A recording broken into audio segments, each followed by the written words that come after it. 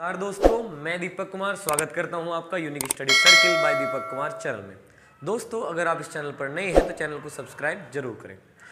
दोस्तों, जैसे कि आप जानते हैं हम पढ़ रहे हैं दशमलव भी और उसी चीज़ को आज कंटिन्यू आगे बढ़ाते हैं, है ना। इस लेसन को पूरा करते हैं। तो पिछली वीडियो जो हमने छोड़ दी थी वहाँ पर हम 113 क्वेश्चन कंप्लीट किए थे। तो आज हम अपने अगले क्वेश्चन को करते हैं 114 क्वेश्चन को, और इसे देखते हैं कि इसमें कैसे हमें चीज़ों को समझना है ध्यान से। तो देखिए, अभी तक जो हमने समझा उसमें क्या था कि बार कुछ किस तरीके से था, पॉइंट के बाद नंबर था और उस पे बार था, या फिर पॉइंट के बाद ही कोई नंबर था जिस पे बार था।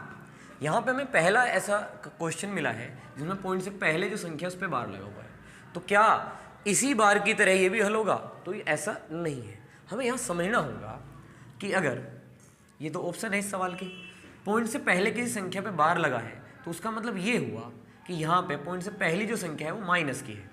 तो यहाँ पे जो 2 है वो क्या है, माइनस है, लेकिन ये माइनस नहीं है। आखिर इसमें फ़र्क क्या है?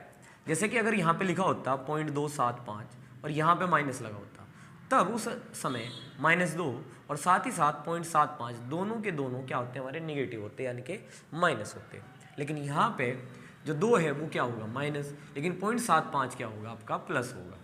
तो हमें यही बात यहाँ पे समझनी है कि इस तरीके से लिखने में जब पॉइंट को इस तरीके से रिप्रेजेंट किया जाए कि पॉइंट से पहले किसी संख्या पे माइनस लगाया जाए, तो पॉइंट से पहले जो संख्या है उस पर क्या होगा, आपका माइनस की, लेकिन पॉइंट के बाद की जो संख्या होगी वो प्लस की समझी जाएगी, पॉजिटिव ली जाएगी। तो यहाँ पे इस तरीके से हमने इसको तोड़ा कि -2 प्लस 0.75। बिल्कुल वैसे ही अगर हम समझें कि यहाँ पे कितना है भाई, जो 3 है हमारा वो माइनस के 3 है, और वहीं पर जो 0.78 है वो प्लस का होगा। इस तरीके से होगा। अब हमें ध्यान देने वाली बात है कि अगर हमें सवाल का आंसर इसी अवस्था में चाहिए तो हमारा पॉइंट से पहले अर्थात पूर्णांक जो वैल्यू है वो माइनस की रखनी है, और जो पॉइंट की वैल्यू है वो पॉजिटिव रखनी है, अर्थात प्लस रखनी है। तो यहाँ पे अगर हम इसे हल करें तो -2 और -5 वो हमारे कितने होंगे, -5 होंगे।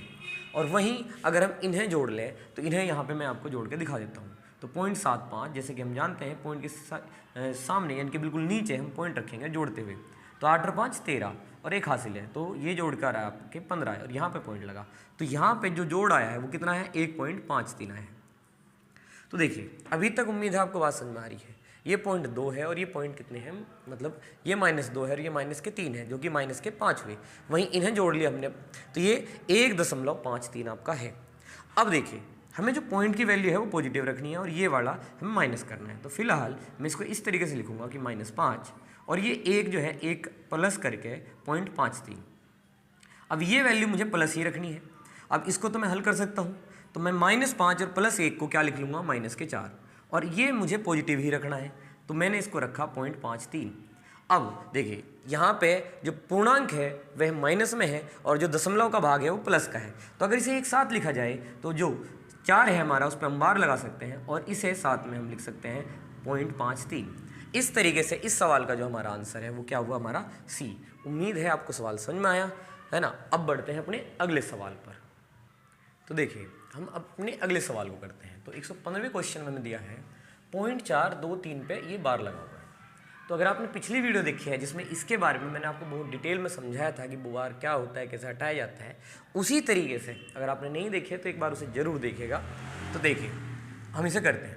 तो हमने वहाँ पे समझा कि जैसे ये नंबर दिया हुआ है 4 2 3, तो इसको जो का तो हम लिख लेंगे। हमने 423 जो का तो लिख लिया, पॉइंट हटा दिया, इसके बार भी हटाया। अब इसमें जिस नंबर पे बार नहीं है, जिस संख्या पे बार नहीं है, उस संख्या को इसमें से हम घटा लेंगे।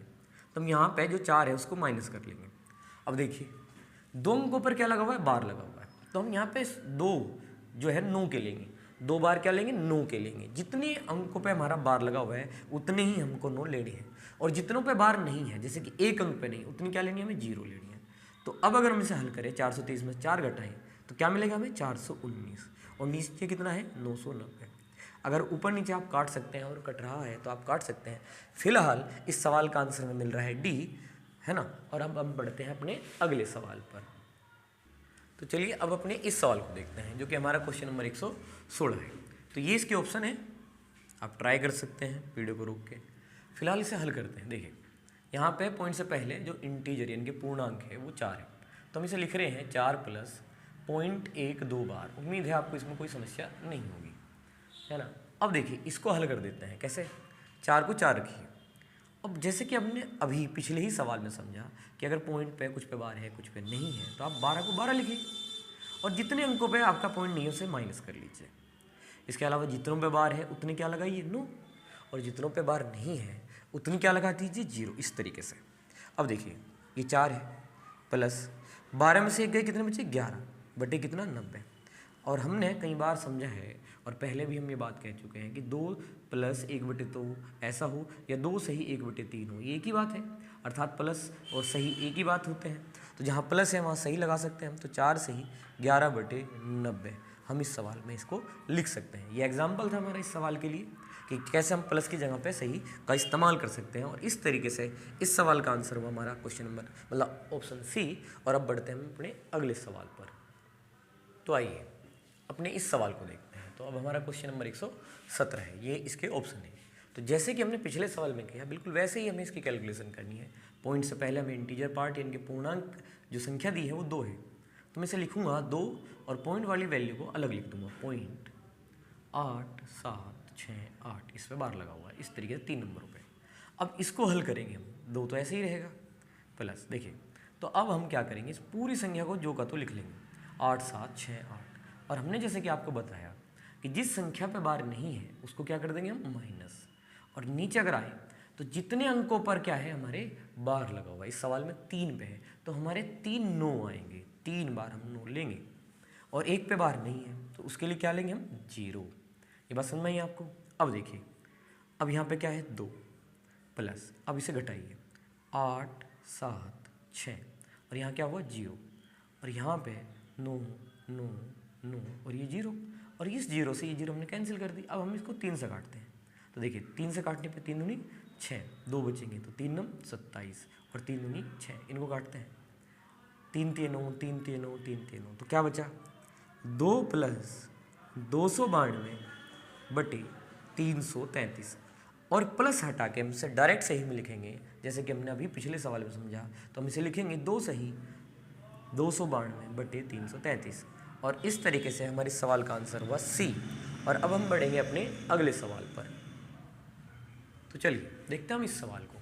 तो यहाँ पे भी बड़ा सिंपल सा हिसाब है, हमेशा की तरह या पिछले क्वेश्चनों की ही तरह है ना। बस इस बार यहाँ पॉइंट से पहले कोई भी पूर्णांक वैल्यू नहीं है तो कोई दिक्कत वाली बात नहीं, इसको ऐसे ही हल करते हैं। तो पूरी संख्या हमें लिख लेनी है 2 9 5 6। और जैसे कि आपको बताया कि हमें उस संख्या को घटाना है जिस पे बार नहीं है। तो यहाँ पे 2 और 9 पे बार नहीं है तो हम घटाएंगे 2 और 9 को। अब अगर देखिए यहाँ पे कितने संख्याओं पे बार है 2 पे, तो 2 पे बार लगा हुआ है तो हम 2 बार 9 लिख देंगे। और 2 पर बार नहीं है तो 2 बार क्या लिख देंगे हम 0 लिख देंगे। तो इस तरीके से जब हम घटाएंगे कि भाई 16 में से 9 गए 7 बचे, यहाँ 4 में से 2 गए 2 बचे, यहाँ 9 और यहाँ 2 और यहाँ पे इस तरीके से ये आपका है 2 9 और 2 0। इस तरीके से आपका आंसर क्या हुआ सी। और अब बढ़ेंगे हम अपने अगले सवाल पर।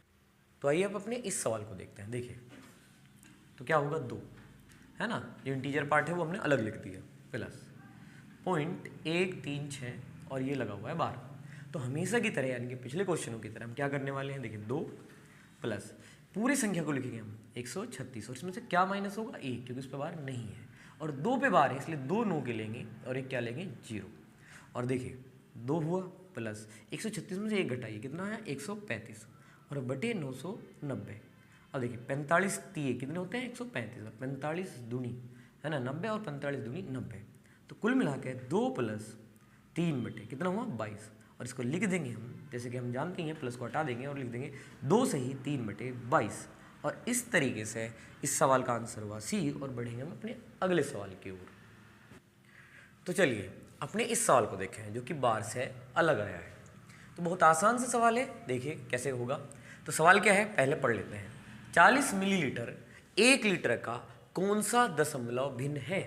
तो हमें 40 लीटर 1 लीटर का कौन सा दशमलव भिन्न है निकालना है और ये हमारे इसके ऑप्शन है। तो इनमें से हमारा आंसर होगा। तो चलिए देखते हैं कैसे करना है। तो ये 40 मिलीलीटर है और हम जानते हैं किसका बताना है 1 लीटर का। और 1 लीटर में कितने होते हैं भाई 1000 मिलीलीटर।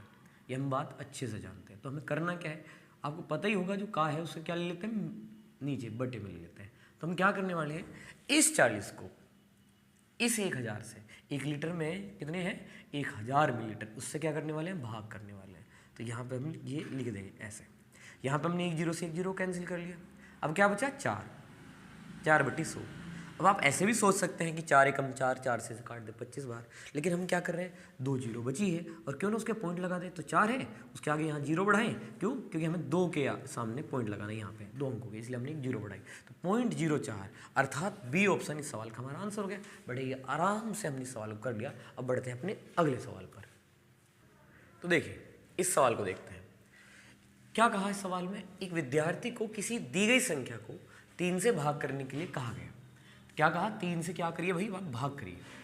परंतु उसने इस संख्या को 3 से गुणा कर दिया और उसने अपना उत्तर निकाला 29.7। उत्तर प्राप्त किया, ठीक उत्तर बताइए। देखिए समझने क्या, पहले समझिए सवाल क्या है कि यहाँ पे कोई संख्या थी, मान लीजिए x है। आप अपनी लैंग्वेज को समझने के लिए कोशिश करिए कि कोई संख्या थी हमारे पास, क्या थी, x। उसे कहा कि 3 से क्या करिए, भाग करिए। दी गई संख्या को 3 से भाग करने के लिए कहा गया, तो उसे x को क्या करना था, उसे x को 3 से भाग करना था, ऐसा करना था। लेकिन उसने क्या किया, उसने 3 से गुणा कर कर ये प्राप्त किया। उसने x को 3 से गुणा कर दिया, ठीक है, 3 से गुणा, और उसका उत्तर जो आया वो आया 29.7। यह यहाँ पे दिया हुआ है। तो अब हम क्या करेंगे, पहले ही संख्या प्राप्त करते हैं। कैसा आएगी, उसने 3 से गुणा करके 29.7 प्राप्त किया है, तो ये जो गुणा में है बराबर है, यहाँ पे बटे में चला जाएगा। तो x कैसा आ जाएगा हमारा 29.7 भाग 3।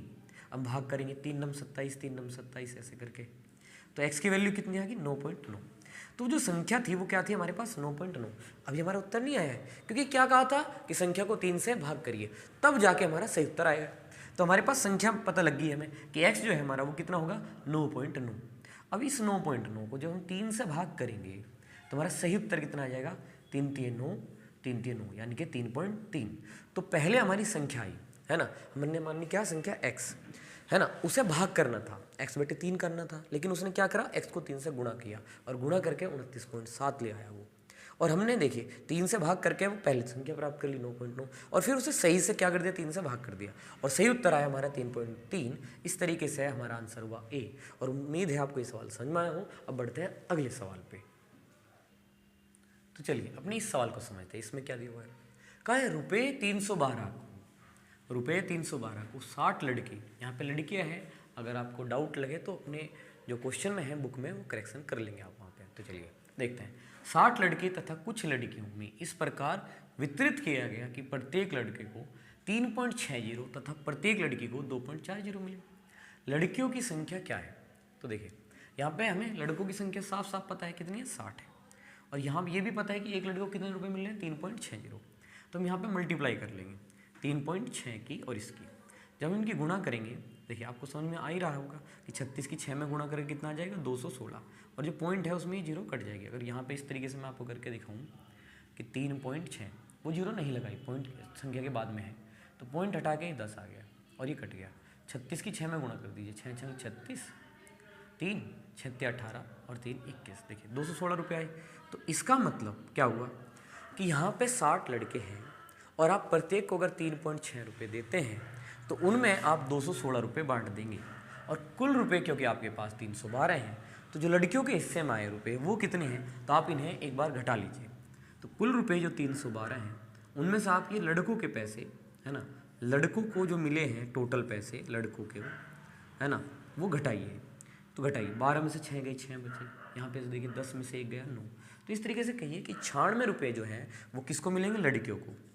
यहाँ पे लड़कियों को मिलने वाले कुल रुपए जो हैं वो क्या है, 96 है, और लड़कियों को, एक लड़कियों को कितने मिलेंगे, 2.4 रुपये मिलने वाले हैं। तो हमें लड़कियों की संख्या बतानी है। हमारे जो रुपए उन्हें मिलेंगे टोटल रुपए वो कितने हैं, 96, और एक को मिलेंगे 2.4। तो बड़े ही आसानी से आप समझ पा रहे होंगे कि क्या कर देंगे हम, इस 96 को इस 2.4 से है ना, टोटल रुपयों को जो एक लड़की को मिलने वाले रुपए हैं उनसे भाग कर देंगे। संख्या के लिए हम क्या करने वाले हैं, जो कुल रुपए हैं, कुल रुपए जो कि लड़कियों को मिलेंगे वो वाले कुल रुपए बटे एक लड़की को जो रुपए मिलेंगे उससे हम भाग करने वाले हैं एक लड़कियों को मिलने वाले रुपए। तो यहाँ पे कुल रुपए देखिए कितने हैं, 96 बचे हैं। कैसे बचे हैं, दोबारा से रिपीट कर देते हैं कि भाई 60 लड़के थे, एक लड़के को कितने मिले, 3.6, गुणा करके कितने हुए 216, टोटल पैसे 312, वहाँ से घटा लीजिए तो कितना आया 96। और अब हम एक लड़की को जो रुपए मिलने वाले हैं उनसे भाग कर देंगे 2.4, और अब पॉइंट हटाया तो ये कितना है 0, और हम जानते हैं 24 चौके 96 होते हैं। तो इस तरीके से लड़कियों की जो संख्या आई है इस सवाल में वो कितनी आ चुकी है 40, और इस तरीके से हमारा आंसर हुआ बी। और उम्मीद करते हैं कि आपको ये सवाल समझ में आया। अब बढ़ते हैं अपने अगले सवाल पर। तो आइए इस सवाल को देखते हैं। देखिए इसमें क्या कहा है, 9 लीटर क्षमता वाली 18 बाल्टियों से एक पूरी टंकी भर जाती है। 13.5 लीटर क्षमता वाली बाल्टी द्वारा कितनी बार में भरी टंकी खाली होगी। तो देखिए क्या कहना चाहता है, एक टंकी एक क्या है 9 लीटर क्षमता की 18 बाल्टियों से एक टंकी भर जाती है। तो कोई अगर टंकी है हमारे पास, कोई टंकी है ना, तो उसमें अगर हम 9 लीटर की 18 बाल्टियाँ उसमें डालते हैं तो वो टंकी पूरी भर जाती है। तो अगर हम यहाँ पे इस 9 की और 18 की गुणा करते हैं तो कुल टंकी कितनी है, कुल आयतन आ जाएगा टंकी का, कि टंकी में कुल कितना पानी आता है, कुल पानी आ जाएगा टंकी का। क्योंकि भाई हम 9 लीटर की 18 बाल्टियों से उसको भर दे रहे हैं, तो इसका मतलब 18 में कितने 162, इसका मतलब 162 लीटर की टंकी हमारे पास अवेलेबल है। और जब हम उसे 13.5 लीटर की से खाली करेंगे तो इसको हम 13.5 से क्या कर देंगे भाग, तो इतनी बार बाल्टी से हमें उसे क्या करना पड़ेगा, खाली करना पड़ेगा। तो हमें दिखा यहाँ पे 162, और हम इस बार क्या करने वाले हैं, भाग करने वाले हैं, क्योंकि हमने गुणा करके टोटल निकाल लिया। अब टोटल को हम 13.5 से जैसे ही भाग करेंगे तो कितनी बार है ना भरी टंकी को खाली होगा वो हमें मिल जाएगा। तो यहाँ तो देखिए इस सवाल को देखते हैं। यहाँ पे 9 लीटर की बाल्टी, मतलब 9 लीटर क्षमता वाली 18 बाल्टी एक पूरी टंकी को भरती है। तो जैसे हम इनकी गुणा करेंगे तो हमें पता लग जाएगा कि पूरी टंकी कितनी क्षमता की, कितने लीटर की है। 18 में 162 लीटर की टंकी है, और जब हम फिर से 13.5 लीटर से उसे खाली करेंगे तो बस इससे क्या करना है, उसे भाग करना है, और हमें पता लग जाएगा कि इतने लीटर की टंकी है। तो जैसे हम इसे हल करेंगे, देखिए पॉइंट हटा लेते हैं, है ना, यहाँ पे देखिए 10 आ गया, 9 से काटिए 15 बार कट गया, 5 से काटिए 5 तिये 15, 5 दूनी 10, 3 छंग 18 और 6 दूनी 12, इसका मतलब 12 है ना, हमारा आंसर हुआ ए। चलते हैं अगले सवाल पर। सवाल को देखते हैं। इसमें क्या है, 819 सेंटीमीटर लंबी छड़ में से 12.6 सेंटीमीटर लंबाई के कितने टुकड़े काटे हैं। तो बहुत ही आसान है, सिंपल, आपको आसानी से समझ में आ जाएगा। इसको हमें बस इससे क्या करना है, भाग देना है। तो 819 को हम क्या करेंगे, है ना, 12.6 से भाग देंगे। मतलब तो आप समझ ही रहे हैं, एक लंबाई कितनी टोटल 819 में से हमें 12.6 के क्या करने हैं, टुकड़े काटने हैं। तो बस इसको टोटल लंबाई को आपको इस सब क्या करना है, डिवाइड करना है। तो कर दीजिए, सिंपल है, हल करिए, पॉइंट आ जाएगा। यहाँ पर 3 से काटते हैं, 3 दूनी 6, 3 से 21, 3 तिये 9, यहाँ पे देखिए 3 चौक 3 से काटे ना, 3 चौक 12, 3 दूनी 6। अब 21 से काट देते हैं, 21 दूनी 42, 21 से इसको काटिए, 21 से कम 21, 21 तिये 63, और देखिए 2 से इसको काट दीजिए। तो इस तरीके से 13 पंजे 65। तो इस सवाल का आंसर हुआ हमारा सी 65। उम्मीद है दोस्तों आपको ये वीडियो पसंद आई हो। इसी के साथ हमारा ये लेसन समाप्त होता है। मिलेंगे अगले लेसन पे, तब तक के लिए जय हिंद।